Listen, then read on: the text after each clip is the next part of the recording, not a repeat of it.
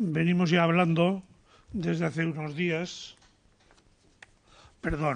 también, porque teníamos el programa de nuestro ciclo que termina hoy y ya tenemos el programa del próximo ciclo que comenzará la semana que viene. Es un ciclo dedicado a la muerte, pasión y resurrección de Jesús, tal como hoy podría ser y tal como hoy a nosotros también nos interesa. Ponemos ahí algunas preguntas de las que pueden interesarnos. Por ejemplo, si los documentos escritos del Nuevo Testamento que nos hablan de la pasión son realmente fuentes históricas o no lo son. Si no lo son, ¿qué tipo de documentos podrían ser? ¿Cómo los calificaríamos? ¿Y qué nivel entonces de credibilidad científica e histórica podrían tener? ¿Qué pasa con la pasión de Jesús? ¿Responde eso a los esquemas propios de la época? Y la condena, el juicio, ¿fue un juicio justo según la ley romana o la ley judía? Y tal como se nos presenta ahí Jesús, ¿es un Jesús creíble o es un Jesús de alguna manera fantástico? ¿Y qué sentido darle hoy a la resurrección? Todas esas y algunas más que pueden ir saliendo, pues son las que los ponentes tendrán en cuenta, y si no, pues nosotros se lo presentamos para que los ponentes nos respondan. ¿Quiénes serán los ponentes?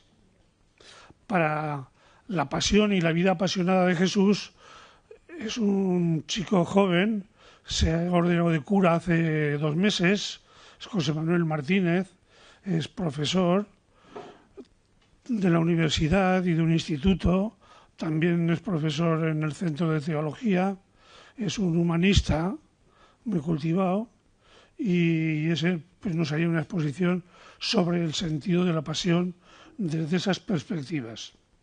A Estela Aldave la conocisteis hace 2 semanas y también nos hablaría sobre el morir por los otros, si es un regalo de una entrega personal o cómo puede entenderse, pero al mismo tiempo las preguntas que siempre giran en torno a la muerte.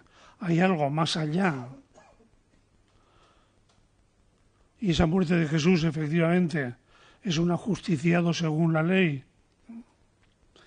Y finalmente, Cristina Hinojés nos hablaría sobre y desde la resurrección.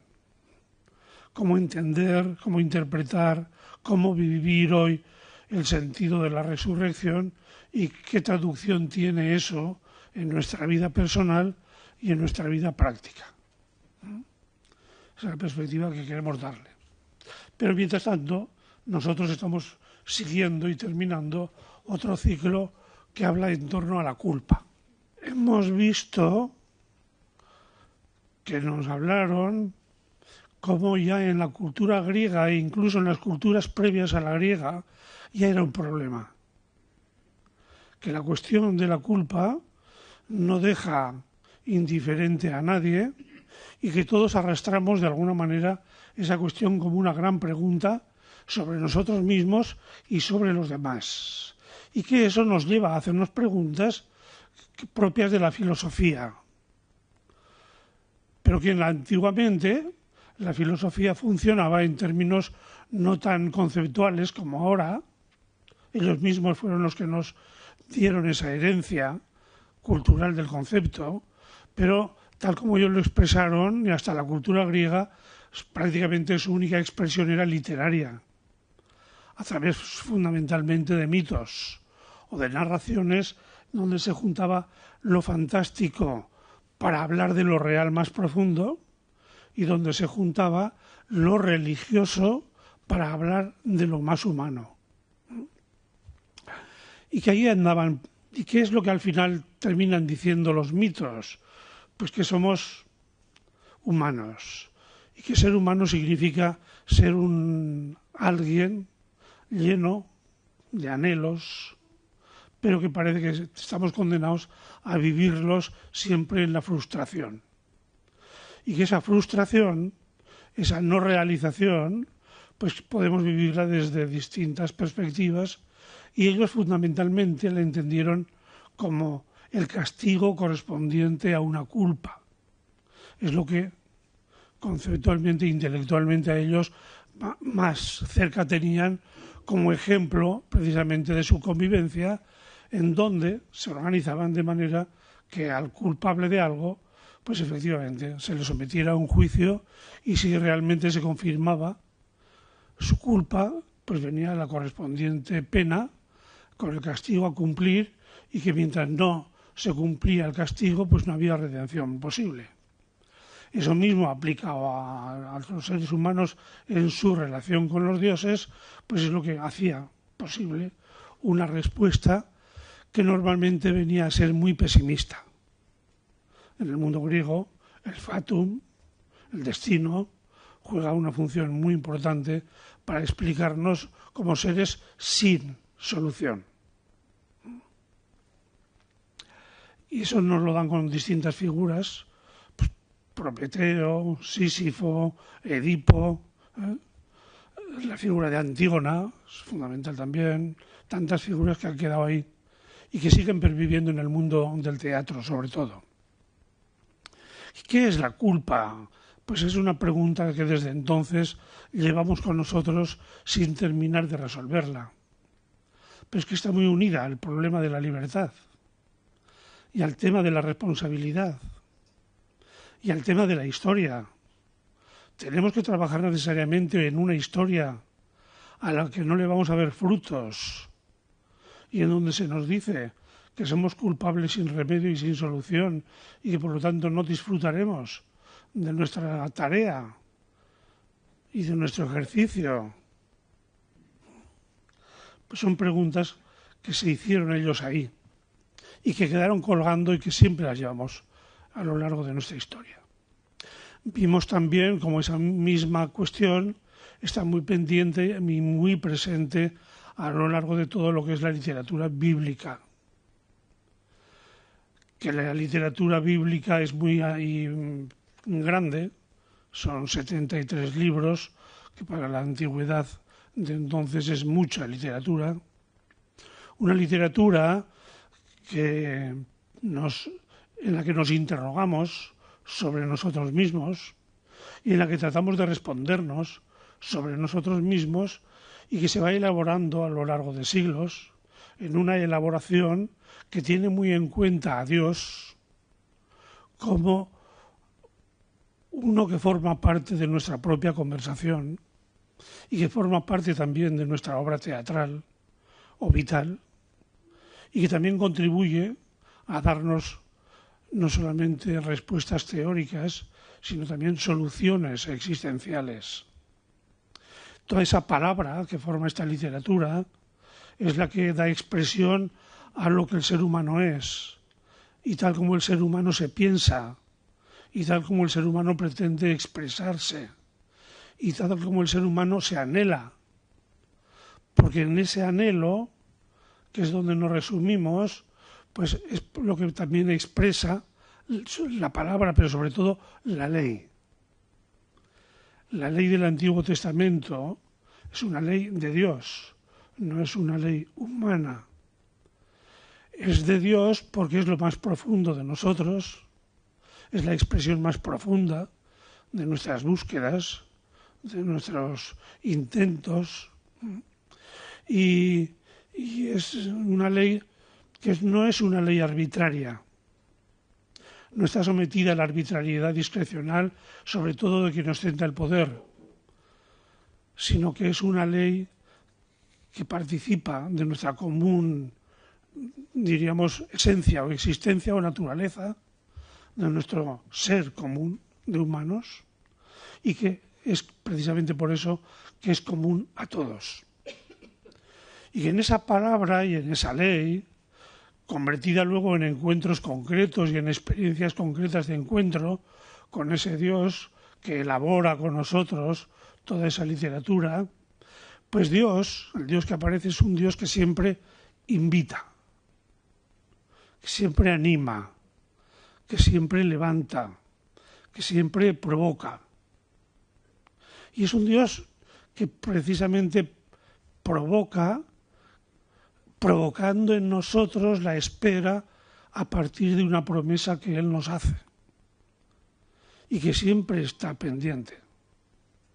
El Dios del Antiguo Testamento es fundamentalmente promesa para nosotros, promesa humana. Pero una promesa que el mismo ser humano y Dios también, pues nos encontramos con que nosotros los humanos destrozamos con mucha facilidad y con mucha frecuencia.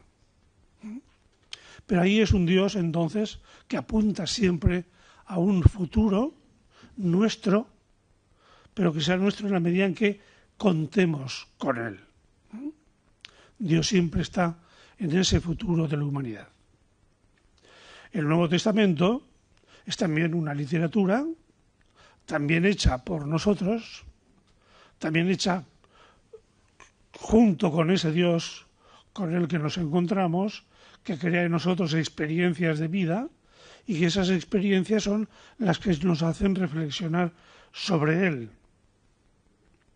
Encontrarnos con Él es encontrarnos con nosotros mismos en dimensiones muy hondas.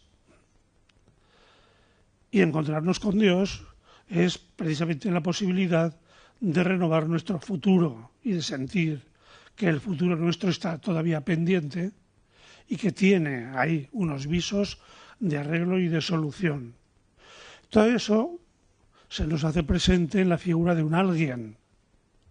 Ya no es pura teoría o no es pura historia contada por algunos, sino que es encuentro personal y existencial y cercano con un alguien que parece que habla como si fuera Dios, pero que al mismo tiempo es un ser humano que vive también con mucha hondura su humanidad y que esa misma humanidad le lleva a encontrarse con nosotros y a provocar muchas experiencias de encuentro que son siempre, como hemos visto estos días, experiencias de perdón. Es decir, experiencias en que si alguien se ha sentido, se ha visto, se ha vivido alejado de Dios, con Jesús, esa experiencia se convierte siempre, vuelvo a repetir, siempre en experiencia de reencuentro. Nunca Jesús rechaza a nadie. Nunca. Si alguien se aleja, es por iniciativa suya. Pero este perdón luego lo hereda la comunidad de los creyentes en Jesús. Y es esa experiencia de perdón la que ellos entienden como la síntesis fundamental de la finalidad, del motivo o de la causa profunda que ha llevado a Dios a encontrarse con nosotros, a encontrarse en nuestra historia, en nuestra vida, y que tenga ese efecto de reconciliación con Él y con nosotros mismos. Y siempre tiene esa experiencia de perdón una dimensión de responsabilidad. Siempre conduce a la responsabilidad. Pero la primera responsabilidad no es la de tener que hacer una serie de cosas. La primera responsabilidad es la de hacernos portadores de esa misma experiencia para otros.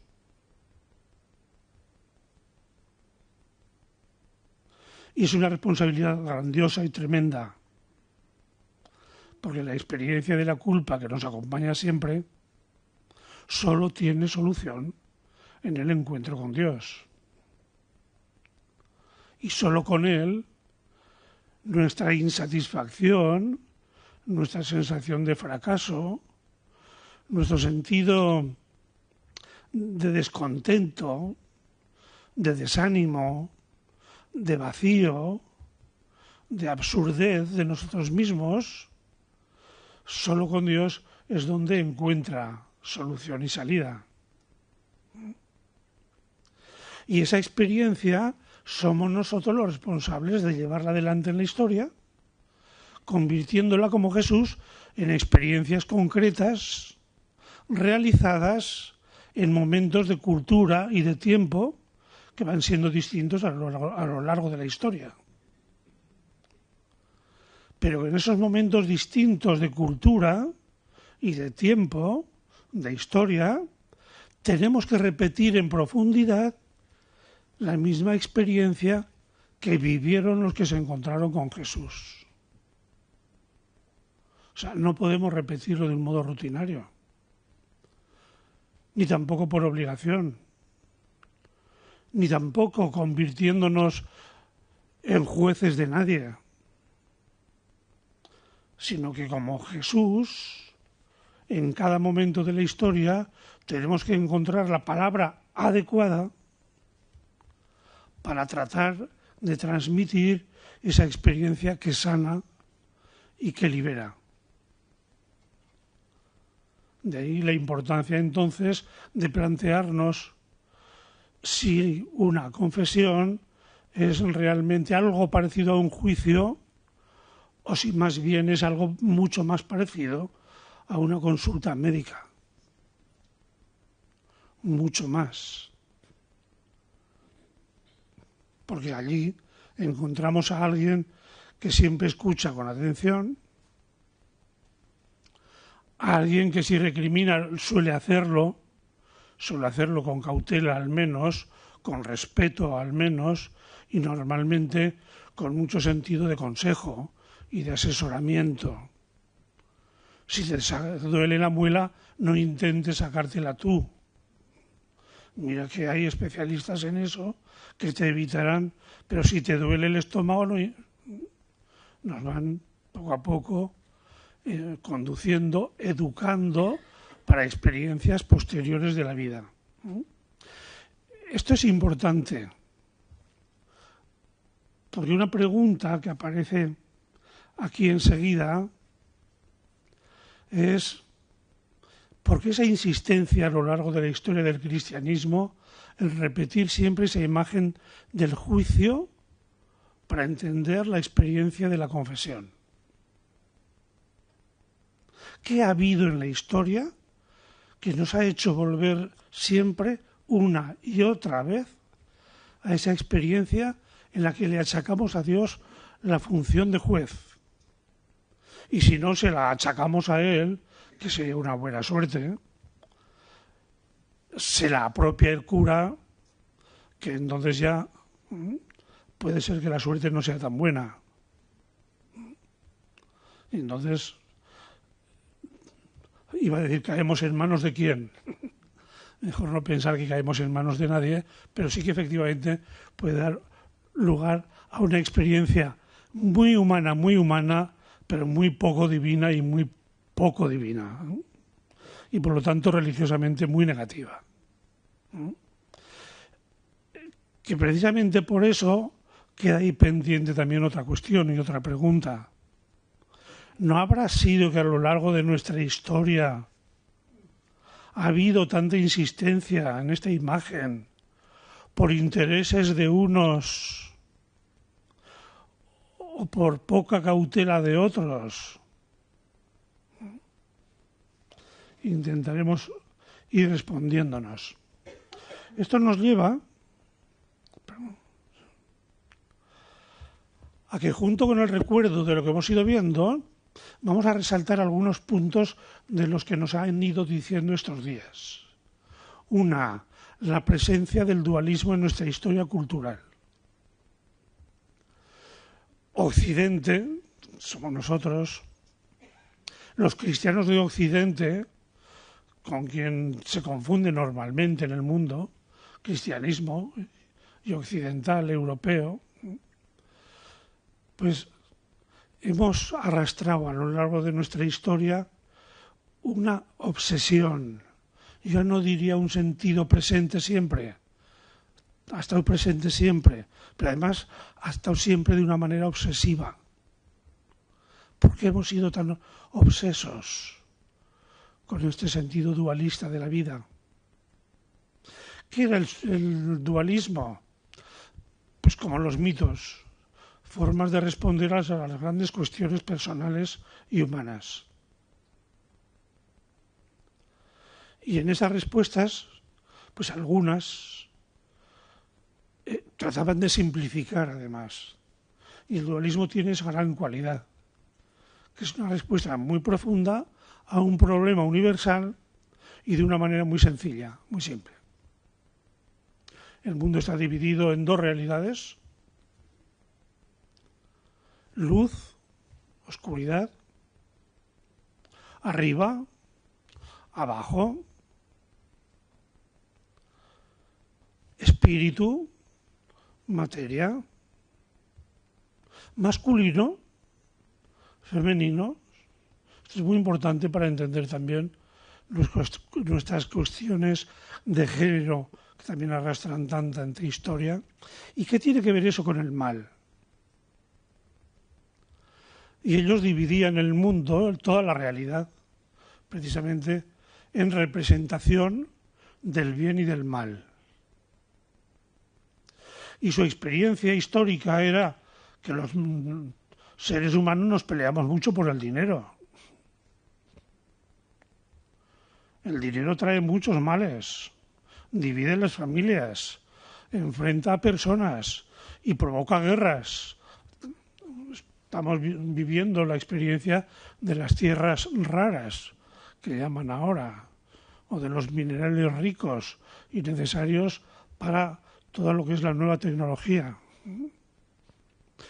Pero los antiguos eran también muy conscientes de cómo los hombres y las mujeres nos peleamos, de muchas maneras y por muchas cosas. Y por una mujer los hombres se matan. Y también las mujeres habéis contribuido de alguna manera a poner tensiones. Que entonces la carne, la sexualidad, es una cuestión muy honda, muy profunda, también universal, presente en todos y muy difícil de gestionar. Que muchos reinos se han dividido, que el Imperio Romano, toda su decadencia se manifiesta precisamente también por una continua disputa entre matrimonios o entre miembros de un mismo matrimonio. Y el poder. El poder es otro elemento que también los antiguos pensaron siempre que era un elemento que rompía el mundo, que lo fraccionaba, que era portador de muchísimo mal. ¿Por qué el mal? Pues porque los hombres nos disputamos estos elementos. Entonces hay mucho materialismo. Hoy estamos hablando precisamente de que en nuestro ámbito de libertad, esa libertad extendida en algunos temas a los niños y a los adolescentes les genera una imagen totalmente distorsionada de lo que es el mundo de la sexualidad y de lo que es el mundo de la relación entre sexos. Entonces, el poder. Y el otro tema que hemos visto también, que hemos arrastrado, es el tema de la ley. Que dicho de otra manera es el tema de la justicia. ¿Qué es la ley? Pues la primera experiencia que tiene el ser humano, suele ser una experiencia familiar, es que la ley es la voluntad de los padres.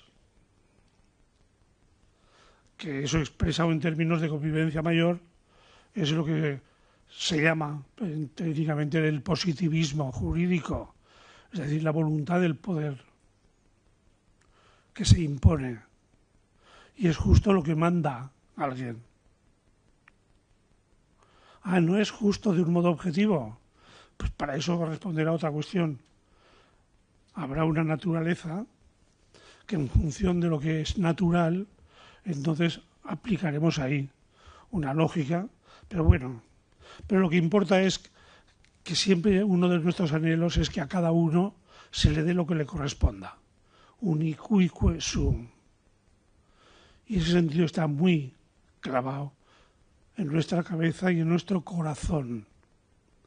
Y lo vemos enseguida que leemos la prensa o que nos enteramos de las cosas que ocurren por el mundo, cómo vemos que algunos se llevan mucho y otros se llevan poco, y que normalmente los que tienen poco luego se llevan mucho de lo malo y poco de lo bueno, y que el mundo está muy mal repartido. Tenemos ahí un anhelo profundo. Pero bueno, todo esto que tiene que ver con la moral, pues según la idea que nos hayan transmitido y hayamos heredado de la moral, tendrá que ver o no.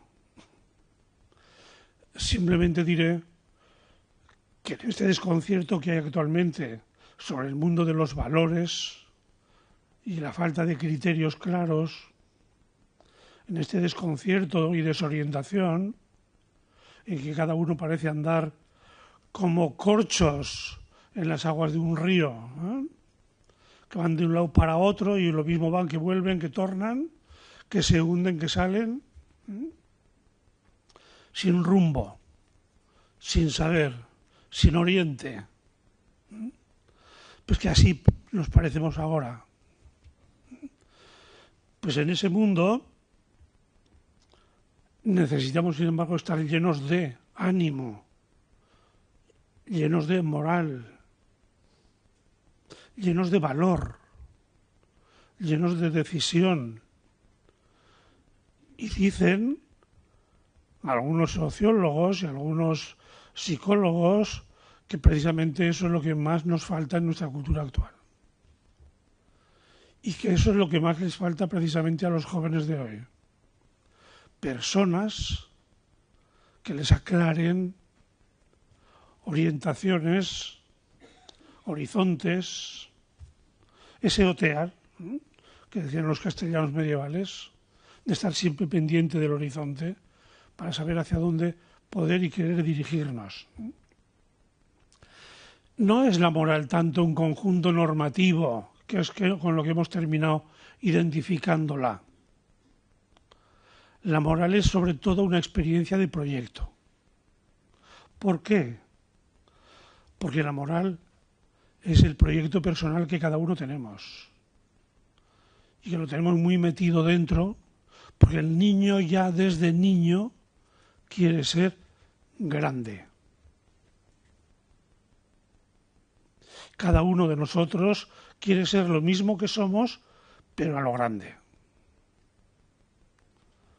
Y en plural, como comunidad, nos ocurre lo mismo.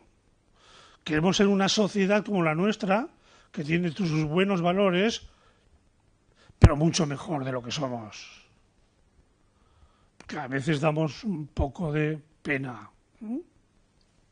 O en tiempo, pues queremos un futuro mucho mejor que el presente. Y por eso para los antiguos los símbolos del mundo moral eran precisamente la figura del arquero y el objetivo al que el arquero tiene que dirigirse. Y el arquero tiene que ejercitarse continuamente. Pero ejercitarse requiere mucha decisión. Porque ir todos los días al tiro del arco y hacer todos los días ejercicio muscular para tener los músculos preparados y dispuestos en cualquier momento, y hacer todos los días ejercicios de visión lejana para calcular con la visión la necesidad de fuerza que tengo en los brazos y que necesito tener, y cómo pongo el arco de más estirado o menos para que llegue y acierte. Esa es nuestra vida. Querer ser más y mucho más de lo que somos, pero de lo que somos, no de lo que tenemos. Es lo que Pedro Salinas le dice a su amada en ese poema tan bonito que le dirige y que termina con esa frase: es que quiero de ti, tú mejor tú. No te quiero distinta, no te quiero otra. Quiero que seas tú, pero mucho más aún de lo que eres. Lo que ocurre que la vida del ser humano es una vida siempre con otros. no soy solamente yo el que vive, sino que yo vivo con vosotros y quiero hacer lo mejor de mí mismo para vosotros. Ay, lo mejor de mí mismo porque me da mucha satisfacción. Si yo mismo al terminar me quedo contento de cómo os he explicado lo de hoy, digo, me quedo bien. Si noto que ponéis mala cara, que estáis aburridos o que os preguntáis, ¿para qué? Entonces ya no me quedo tan. Aunque quede de una manera o de otra, pues siempre intento saber un poco, escuchar algo, a ver si os habéis quedado contentos o no. Porque que os quedéis contentos para mí es muy importante. Contribuye de alguna manera también a mi satisfacción. En cambio, si noto que os quedáis descontentos o muy descontentos, para mí eso significa una desautorización gorda. Tanto esfuerzo para... Entonces, ¿para qué valgo yo? ¿Quién soy yo? ¿Y a qué podría dedicarme si para esto no valgo? Hay una interrelación entre vosotros y yo, y mi yo, la percepción que yo tengo de mí mismo, está continuamente pendiente y dependiente de vosotros. ¿Me explico? Y esto lo sabéis muy bien, sobre todo los padres y madres. ¿Cómo cambiáis de cara con los niños? ¿Cómo les ponéis una cara u otra? Porque el niño, si os ve con cara de enfado, se encoge, se achica. Muestra su insatisfacción por la vuestra. Le estáis desautorizando. Le estáis replanteando. Porque si eso no le hace gracia a mi madre, pues no lo podré hacer aunque a mí me guste. O tendré que intentar hacerlo cuando no me vea. O si me enfado yo con ella, lo haré precisamente para darle en cabeza. Y para manifestarle mi contrariedad y para... La educación, la relación, que siempre nos educa, de niños y de mayores, nos va llevando con sus estímulos hacia donde la sociedad necesita. Por eso unas veces promociona juegos de tiro al arco. Porque se ha quedado sin arqueros, o en el horizonte que calcula de guerra, pues va a necesitar fundamentalmente arqueros. Porque la geografía en la que van a luchar es muy complicada y necesitan lucha a distancia. O preparará guerreros de otro tipo, de caballo, o de infantería, y de espada o de lanza, en función de... Y para que nos guste, nos premiará. Y para que seamos buenos arqueros, pues de cuando en cuando organizará juegos y fiestas y no dará un premio, sino que dará muchos para que todo el mundo se sienta muy contento y se sienta estimulado a seguir en lo que está haciendo para la sociedad. Como hacemos ahora. De repente nos dicen que es fundamental la FP, pues ahora, todos a la FP. Pero que ya va siendo hora de una FP de tecnología más alta. Pues vamos a las ingenierías, pues ahora todos ahí, a las ingenierías, porque nos van a premiar con trabajo. Y de la otra manera deambularemos por ahí por el mundo. Esa interrelación es muy importante para entender lo que pone debajo. Le pone, ¿no? La culpabilidad. ¿Qué es la culpabilidad? Diríamos que es la manera en que vivimos la culpa.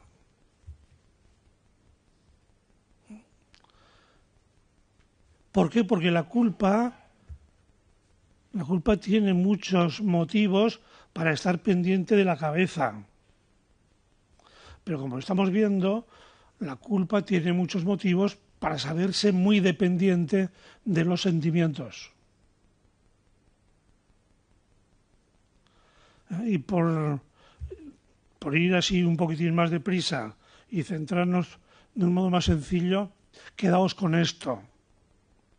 Los sentimientos de culpabilidad suelen ser negativos y destructores. No digo que siempre, digo suelen ser, pero suelen ser más destructores de personalidad que constructores de personalidad. Al niño lo hacen más dependiente de lo que sus padres le indican. Al alumno le hacen más dependiente de lo que el profesor quiere. Al ciudadano, los sentimientos de la autoridad le hacen más dependiente y entonces le ponen más impuestos o menos impuestos, o para calmarlo, lo estamos viendo continuamente. A unos vamos a facilitarles ahora la vida, vamos a darles premios, para que o se calmen y a otros, como los tenemos seguros, pues vamos a tratarlos como nos parezca. Entonces, no digo que siempre, porque la sociedad es muy importante, la familia es muy importante, los amigos son muy importantes, pero todos podemos ser muy peligrosos. Dios también. Según el tipo de Dios en el que creamos, todo nuestro sentido de culpa y nuestra experiencia del perdón será de un tipo o de otro. ¿Me explico? Seguimos. ¿Qué es la culpa moral? Sabemos que hay varios tipos de culpa. Os pongo ahí un ejemplo. La culpa jurídica, pues la que dicta el juez. Hay toda una serie de condiciones para intentar que sea lo más objetiva posible. Y hay una serie de exigencias para todos los que intervienen. Desde el policía hasta los testigos, hasta el reo, hasta los abogados, defensores, hasta el fiscal y hasta el juez. Porque se trata de que la culpabilidad, la culpa no sea una experiencia subjetiva de alguien que por tener más poder prevalece sobre los demás, sino que sea consecuencia de todo un trámite de pruebas objetivas que permiten acercarse lo más posible a un juicio no subjetivo, que se lo hacemos muy pronto, sino a un juicio objetivo. ¿Y qué es la culpa moral?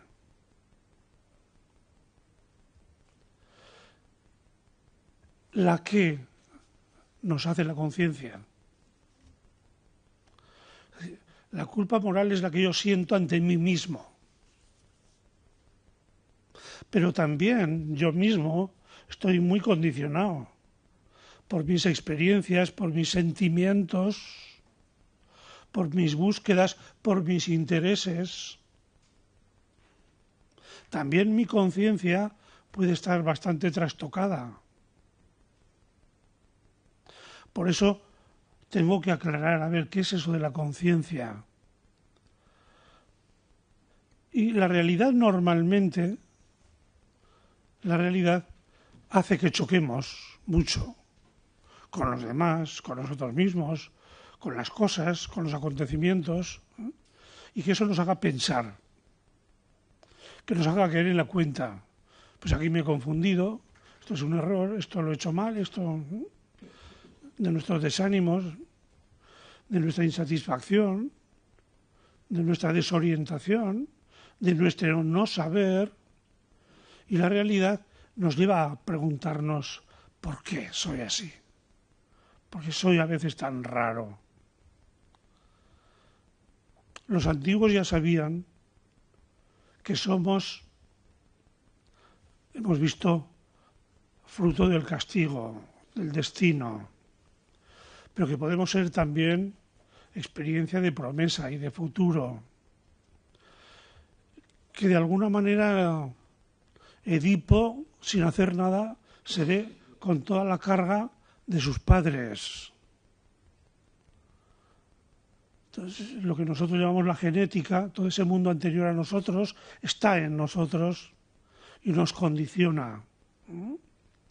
está la educación, está el ambiente en el que nos movemos, está nuestra sociedad, está la realidad en la que convivimos, que nos hace natural lo que vemos, lo que vivimos, lo que sentimos, hasta que de repente aparece un negro en nuestra sociedad de blancos. Anda. ¿Y este señor se ha pintado o es así? Y si es así, ¿es una cosa rara o es que hay más gente como él? ¿Es humano como nosotros? Estas preguntas se las hicieron en la Edad Media. Entonces, todo eso contribuye a que... Y claro, y el ser, de una manera o de otra, pues vamos viendo que somos muy profundamente iguales. Pero somos también muy experiencial y muy a nivel de piel muy diferentes. Entonces, ¿qué somos unos y otros? La cuestión del ser, como Shakespeare, pues también es siempre una gran cuestión. Y todo es un proceso. Si nosotros somos un proceso, la moral también es un proceso y es nuestro propio proceso.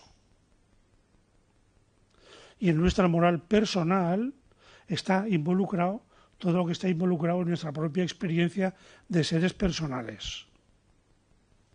Entonces, somos evolución también. Somos resultado de la evolución también. Estamos en evolución, efectivamente. Y somos naturaleza también. Pero también la naturaleza está siempre en un proceso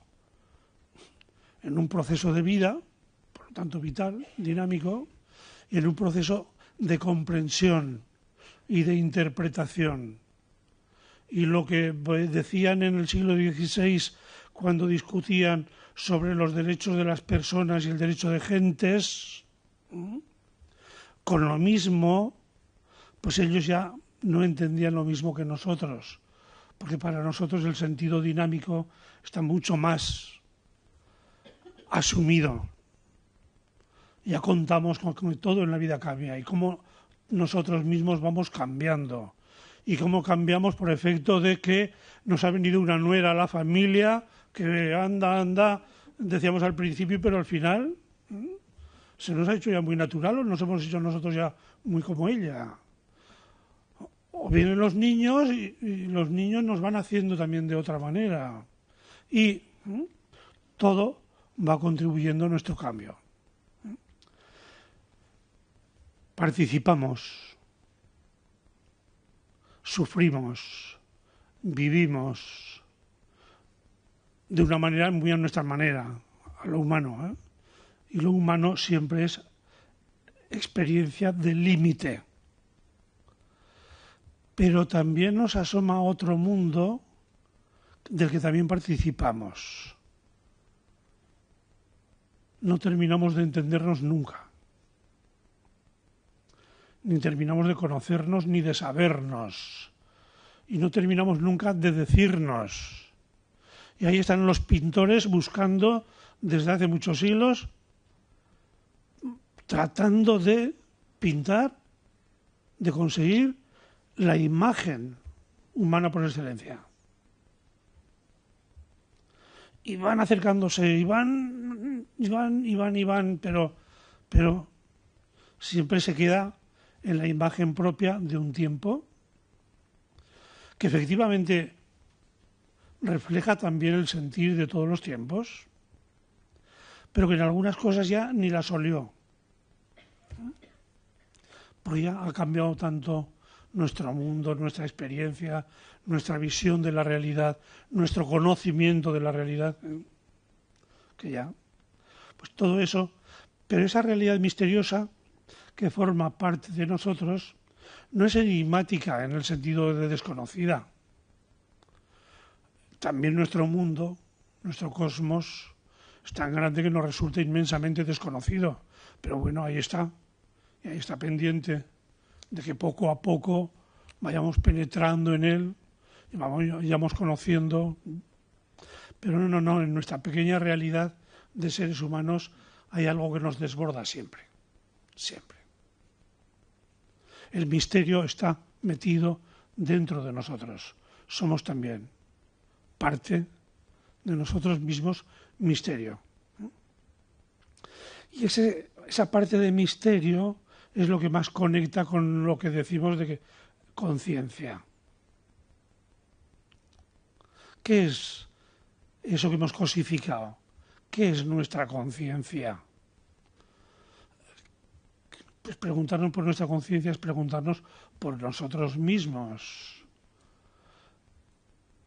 Y a veces encontramos respuestas y otras veces de nuestro yo profundo sale unas provocaciones que claramente y descaradamente nos dicen que somos algo que no queremos reconocer. Y que somos algo más de lo que nos atrevemos a encarar. Y que somos muy distintos de lo que vemos en el espejo. Y que hay una parte de nosotros que nos resulta desconocida y cuando se nos manifiesta un poquitín está ahí entre la seducción y por otro lado el miedo. Hay una parte de nosotros que desconocemos y que nos atrae y por otra parte nos causa pavor. Tratar de penetrarla. Los psiquiatras saben muy bien del pánico que sentimos antes de ir así a su diván, porque saben que ahí diciendo tonterías terminamos diciéndonos en factores y en dimensiones que ni soñábamos decir algún día, ¿no? Entonces, de ahí de nuestra conciencia sale lo que somos. Y ese eco profundo que nos habla de todos, nos habla de los vecinos, nos habla de la genética, nos habla del cosmos, nos habla del Dios en el que realmente creemos, nos habla de todo. Ahí es donde se nos va manifestando lo que también nosotros somos. Y ese eco profundo, pues a veces es muy descarado. Se nos manifiesta en forma de pregunta. Otras veces en forma de acusación. Otras veces en forma de examen. Otras veces en forma de interrogación, simplemente así, como quien no quiere. De repente noto que dentro de mí me surge ahí ¿quién soy? Que me creo tan seguro y ando por la vida pensando que... Ahí es donde la moral es donde arraiga. Y ese nivel de conciencia es el que hay que tratar de hacer más clara para tratar de saber algo más de la culpa. Porque si no la culpa tiene mucho más de relación social, sobre todo en lo que es el mundo de los sentimientos de culpabilidad. El niño quiere ser grande, dice muy pronto. Y le presenta modelos o los ve él, como el primo Zumosol, o como Messi, o como va viendo modelos. Y hay algunos modelos que están muy bien pagados y la gente les aplaude mucho, y hay otros modelos que están mal pagados y la gente los desprecia o los rechaza. Entonces va eligiendo y va diciendo, de este no me conviene ser, pues puede dormir en el puente. En cambio de este otro este ya duerme en la oficina del banco. Y este otro ya duerme en el albergue. Y este otro ya duerme en hotel o la... Entonces, son distintos modelos que... Y en función de todos ellos voy. Todo eso contribuye a hacer de mi vida también un proceso, un ejercicio de examen y de madurez. Por eso la culpa no es tanto lo que en un momento determinado siento, que también puede serlo. La culpa fundamentalmente es lo que en un ejercicio muy prolongado voy viendo que yo soy. Y lo voy viendo yo, y me lo confirman los demás, y me lo confirma mi Dios, y me lo confirman las distintas referencias en las que yo puedo descansar. Pero es un ejercicio tremendo de madurez, en donde todos los elementos participan de un ejercicio de sinceridad. ¿Y desde dónde me hago eso? Desde el modo en que yo respondo al proceso de hacer realidad el anhelo, la promesa que yo soy. ¿Me explico? El niño tiene ya para toda su vida una referencia que si él ha incorporado en su interior y le han confirmado los demás que tiene que comer mucho para crecer y ser grande, el comer, él entiende que es algo que debe prolongar a lo largo de su vida para ser lo que él quiere. Si el estudiar, le dirán después, pues va interiorizando que efectivamente el estudio y lo va contrastando consigo mismo, con los demás, con lo que le dicen los que le quieren, con los que le dicen los que admira, con lo que va, y con lo que le dice el Dios también, que de él espera que haga realidad la promesa que ha metido dentro de él.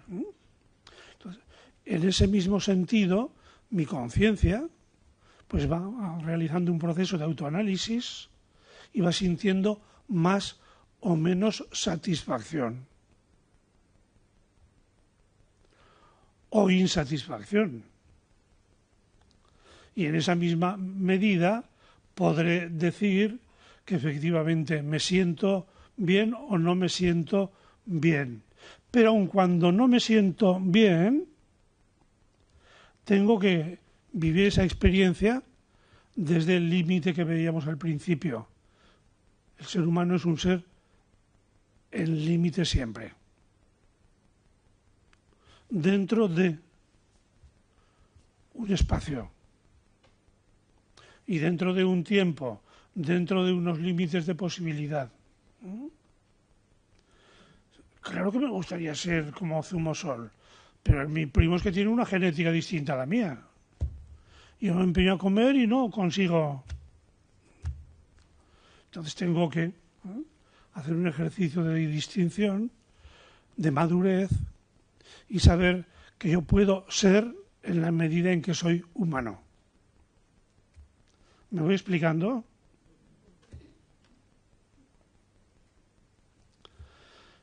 Y yo soy con otros. Y ahí es donde yo sobre todo hago hincapié en los sentimientos de culpabilidad. Porque esos sentimientos suelen ser interiorizaciones que hago de mi relación social. Sobre todo.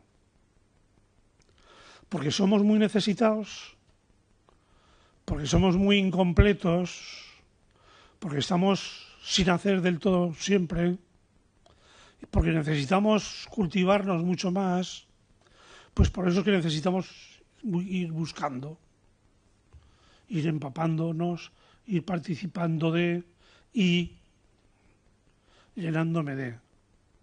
Y eso continuamente me hace sentir cosas. Y esa relación con los otros, como son sentimientos muy fuertes, muy necesarios, ahí entra todo el mundo de la afectividad con sus niveles distintos, pero está todo el mundo no solo de la afectividad personal, sino del prestigio, por ejemplo, de la aceptación, de la imagen, de todo eso que tanto se lleva entre nosotros, en nuestro mundo, porque eso es muy gordo, hay que tener mucho cuidado con eso.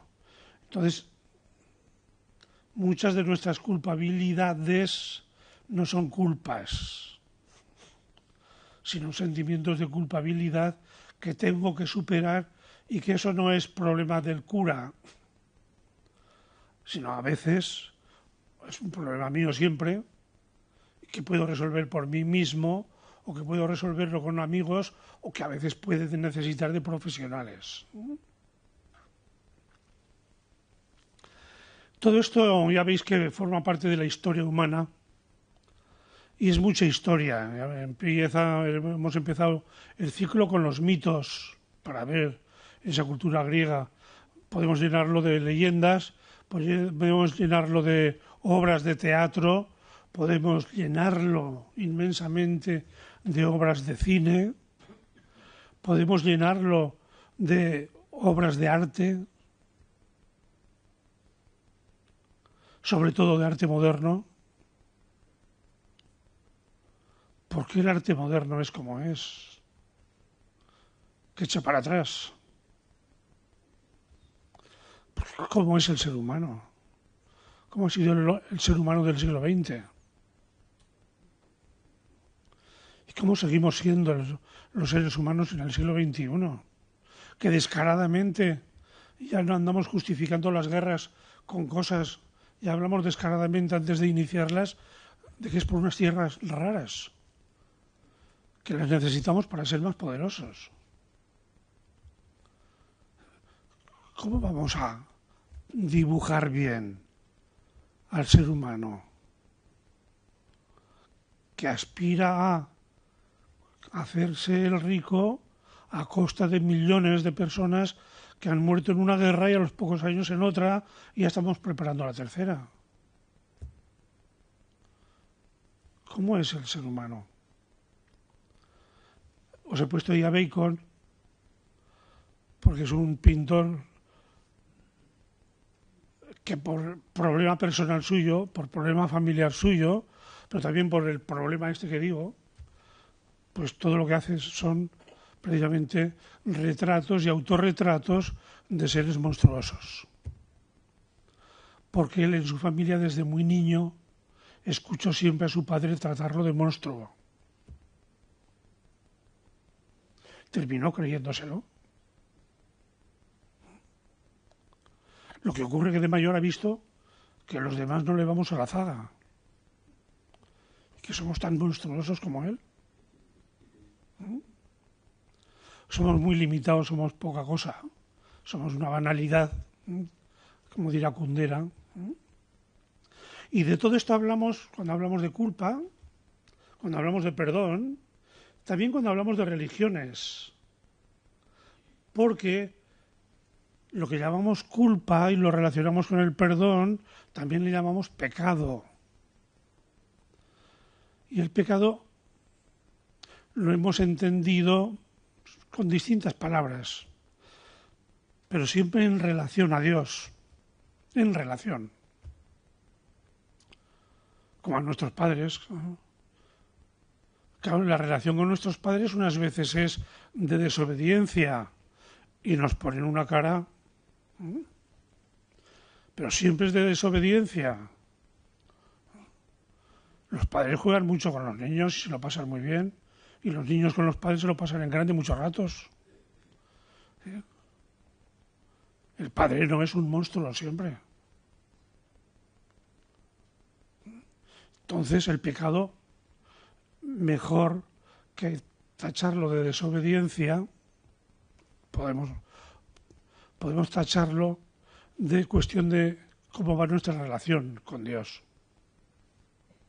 por su parte y por la nuestra. Pero por su parte, meteos bien la referencia que nos han hecho del Nuevo Testamento. Con Jesús, las experiencias de Dios son siempre experiencias de perdón muy positivas, una y otra vez y otra vez y otra vez, continuamente. El Dios de Jesús es el Dios que siempre perdona, que nunca echa a nadie de su lado sin el perdón. Nunca. Y es el Dios que nos ha dicho que tengamos nosotros la misma actitud. Que a quienes les perdonéis, cuidado con ellos, porque depende de vuestra forma de perdonar o no perdonar para que ellos se sientan o no se sientan perdonados. Y esto como comunidad, como iglesia y también como imagen de iglesia, para eso los curas, pero también como imagen de eso los cristianos creyentes, pues tenemos que dar siempre esa experiencia positiva de un perdón que restaura, que cura, que sana, que libera, que levanta, que pone en marcha. Todos son imágenes así. En ningún caso Jesús se pone en plan sádico y se regodea con el otro, húndete ahí bien. Nunca en Jesús vemos eso.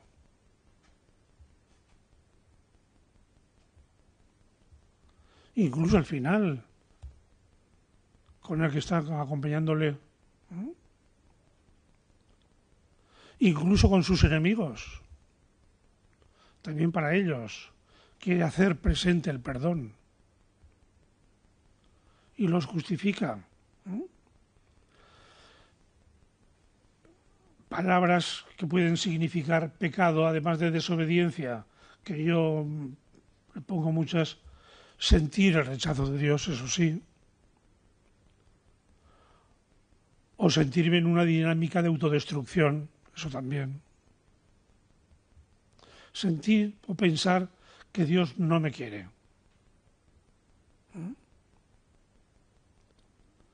Eso es lo más terrible que el ser humano puede llegar a pensar y sentir.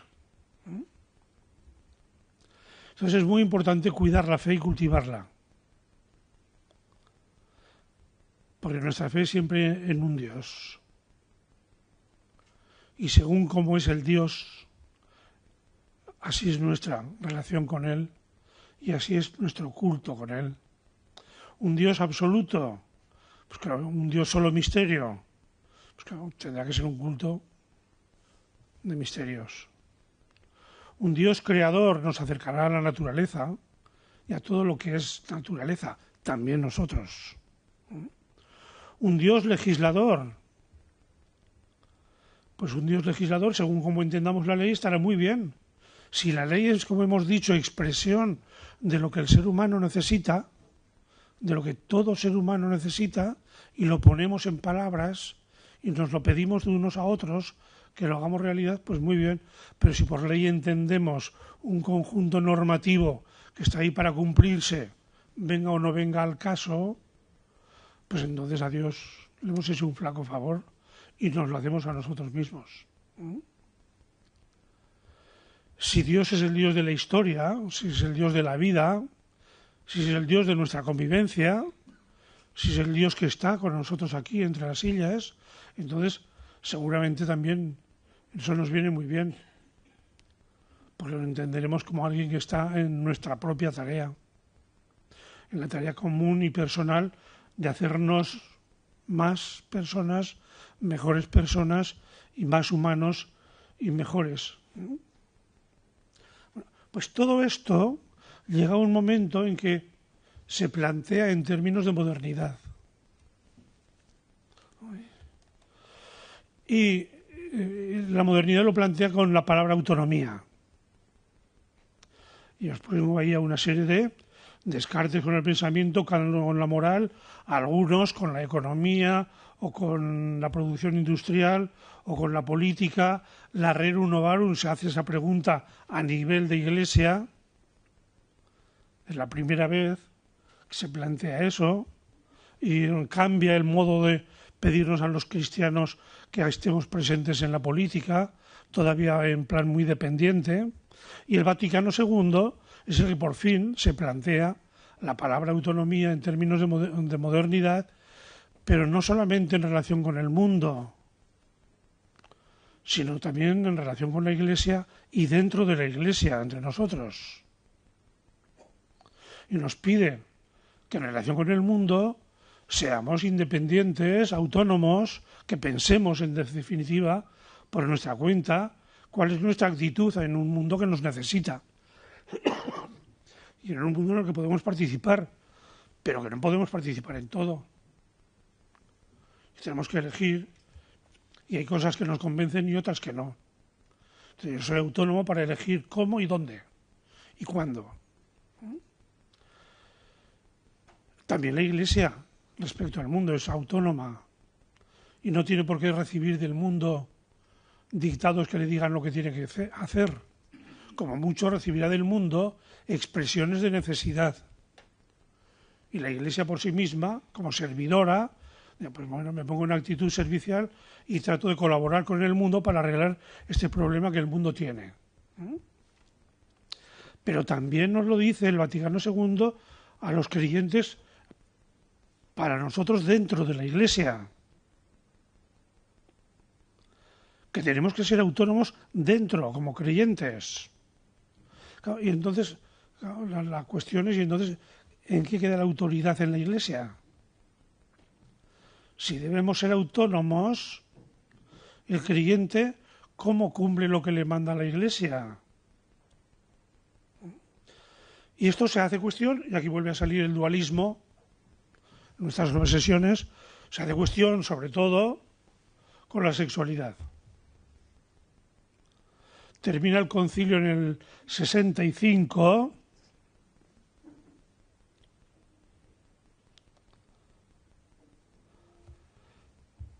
y la Gaudium et Spes, que es el documento quizá más abierto, expresa precisamente la posición que dentro de la Iglesia hay respecto a estas cuestiones y respecto en concreto al tema de la natalidad y por lo tanto de la sexualidad. Y en un número dice, esta decisión de tomar o no tomar la píldora, asumir o no asumir métodos anticonceptivos, dice, esta decisión en último término, es decir, la autoridad máxima, al final son los propios cónyuges. Eso lo dice en el número 50 de la Gaudium et Spes en el párrafo 2. Pero en el número 51, por presión de otra parte de los padres conciliares, pues el concilio no tuvo más remedio que recoger también, pero no es lícito a los hijos de la Iglesia tomar caminos para regular la procreación que son reprobados por el magisterio. ¿En qué quedamos?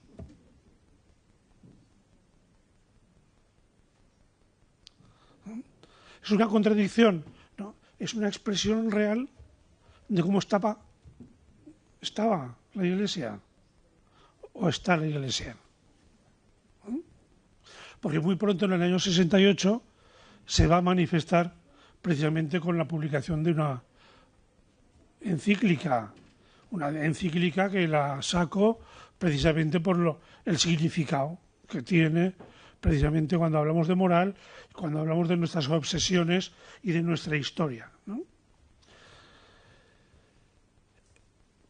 ¿Cómo debe ser la regulación de nacimientos en el siglo XX, ya pasada la mitad, y con un mundo que se cree y que proclama la autonomía de las personas, y en una Iglesia que proclama también la autonomía de las personas en el mundo y en la Iglesia?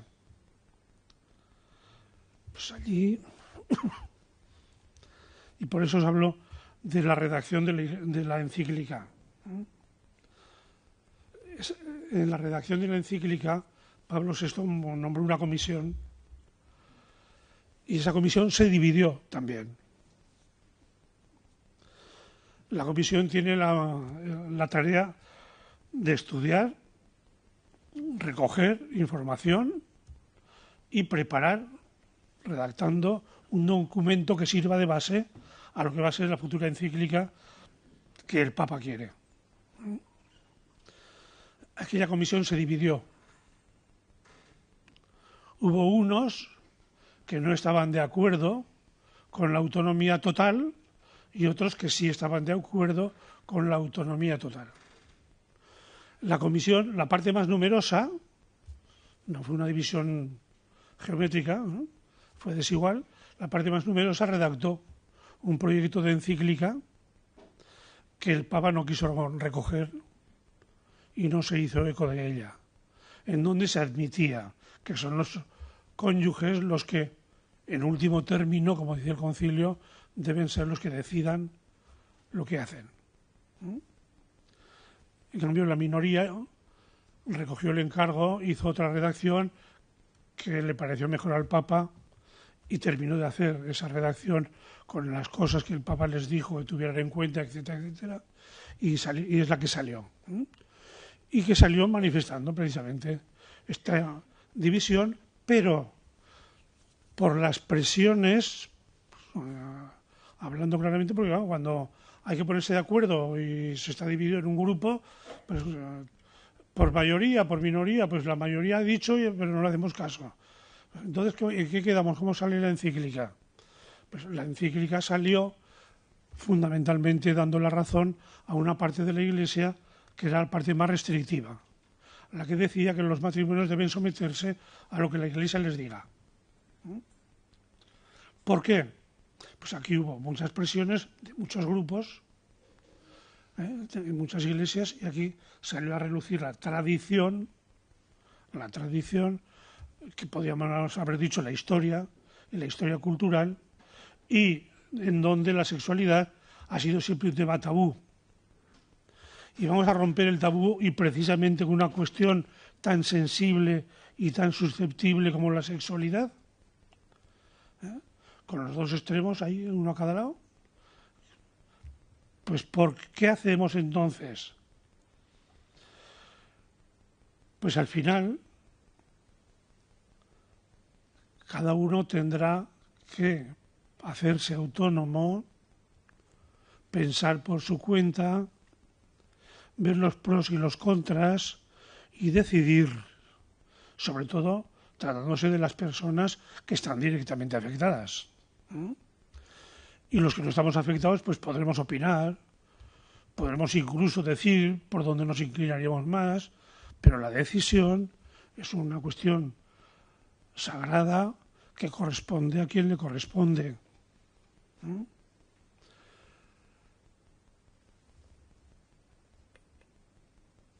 Es cierto que con eso favorecemos la expansión de los sentimientos de culpabilidad, en donde la Iglesia, tan querida, es muy tenida en cuenta por los sentimientos que genera en cada uno de nosotros. Si la Iglesia nos dice que no a algo, porque no es un problema de afecto, digamos, histórico, es un problema de afecto mucho más arraigado, incluso de afecto religioso, y por lo tanto de un sentido de respeto y de admiración hacia una comunidad de la que formo parte, que ha sido muy importante en nuestras vidas y que sigue siendo muy importante. Y por eso ahí cala muy hondo. Y cada uno de nosotros se siente, hay un momento de rasgarse sus entrañas para decidir a veces en contra de la Iglesia. Es mucho decir. Pero el mundo de la culpa y el mundo moral es así. Es un mundo donde cada uno, al final, es el dueño de sus decisiones. Tiene que abordarlas según el criterio maduro con el que decide él, teniendo en cuenta todos estos ingredientes de los que hemos hablado. Hay algún autor, tengo aquí el libro Marcos Aguinis, que nos habla de la culpa, de lo importante que es la culpa y del elogio. Si alguien elogió la locura, como Erasmo, pues él quiere elogiar la culpa porque dice nos hace humanos, nos hace reconocernos humanos, nos hace reconocer que los demás son humanos y nos hace más comprensivos. Nos hace críticos con nosotros mismos y con lo que hacemos, porque si no se nos subiría el pavo una barbaridad. Pero es un problema. Y es un problema que cada uno debe tratar de resolver. En ese proceso de que cada uno nos toca ser personas, que en nuestra personalidad hay muchísimos ingredientes, que todo eso, el arte de vivir es precisamente de ponerlos en equilibrio, y que al final lo que intentamos y nos ayuda mucho es si tenemos claro que el proceso moral es el proceso vital, que al final lo que importa es construirnos como personas, y que al final en la duda es moralmente bueno aquello que nos ayuda a ser más y mejores personas, en nosotros mismos y en la relación con los demás. Y sabiendo que Dios nos acompaña siempre y que está ahí, a nuestro lado, para animarnos, para invitarnos y para decirnos que no nos hundamos, que ahí estará siempre Él con todos. Pues por mi parte me callo.